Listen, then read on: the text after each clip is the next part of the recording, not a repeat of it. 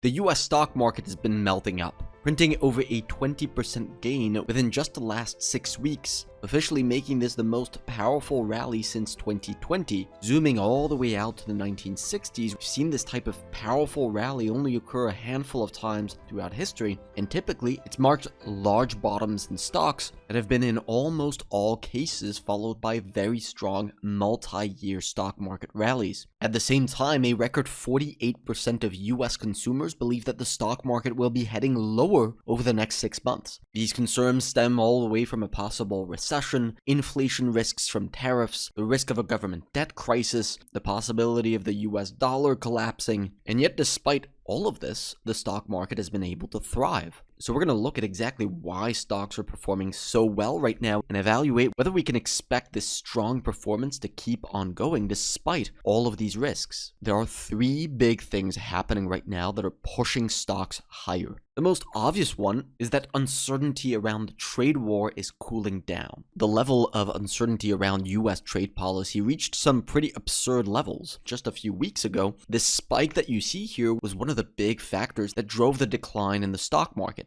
And this is one of the key reasons why we actually stayed quite constructive during this market correction, because as uncertainty declines, you basically get the mirror image of what you had when uncertainty rose. As markets are now seeing trade negotiations going in the right direction, this is exactly what's happening and explains why the stock market has risen so aggressively, because we're indeed just seeing the mirror image of what we had on the way down. Now, the stock market is actually back above where it was on April 2nd when Donald Trump's tariffs were announced. So pretty much all of the uncertainty around tariffs has been completely cleared up, which probably means that the pace of this rally is going to be at the very least slowing down from here. In fact, we even happen to think that the stock market is a little bit overextended here and could be due for a short-term pullback. So that's the first big reason uncertainty has cleared up. But this is basically just a one-off. Any additional upside in the stock market needs to be a result of other more durable fundamental forces that can push the stock market higher. And that leads us to the second big thing that's happening right now. Corporate America is thriving.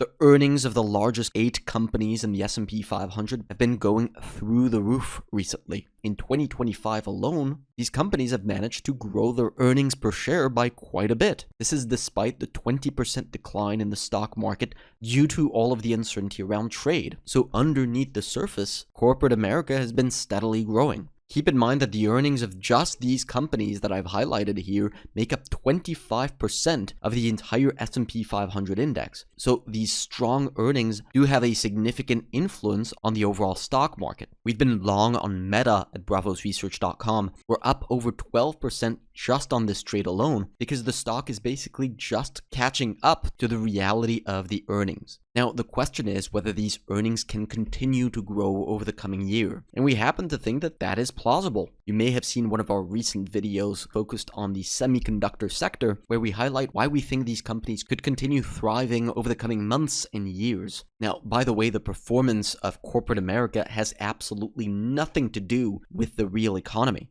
We can see that by looking at the performance of consumer-related stocks relative to the S&P 500. These have underperformed by over 23% since 2021. Small capitalization companies have underperformed the S&P 500 by 33%. This is the real economy, and it has not been thriving. Meanwhile, the technology sector has outperformed by 13% over the same time period, and the semiconductor sector has outperformed by 37%. And these stocks have once again been leading the entire market higher just over this most recent leg up. The sad truth is that this divergence could very much keep on going over the next few months, over the coming years. And overall, that would be a constructive thing for the stock market, and is one of the reasons why we've stayed very positive about where the stock market could go in 2025. So that's the second reason, and could be one of the things that continues pushing stocks higher over the coming months. But we do have one final thing that's happening right now that's playing a large part in today's stock market rally, and that is that the odds of a recession are going down. Betting markets following the Liberation Day announcement on April 2nd put the odds of a recession happening in the United States in 2025 at almost 70%. Today, those odds have come back down below 40%, and no, a recession has not been triggered yet. The absence of a recession means that the economy will continue to grow. This is something that a lot of people do not understand about how financial markets and the economy works. This is why over the long run, the S&P 500 goes up, because most of the time, the economy is steadily growing, which does mean our bias on the stock market should be to the upside. So does that mean that we should be going all into the S&P 500 right now? The answer is a little bit more complicated than that.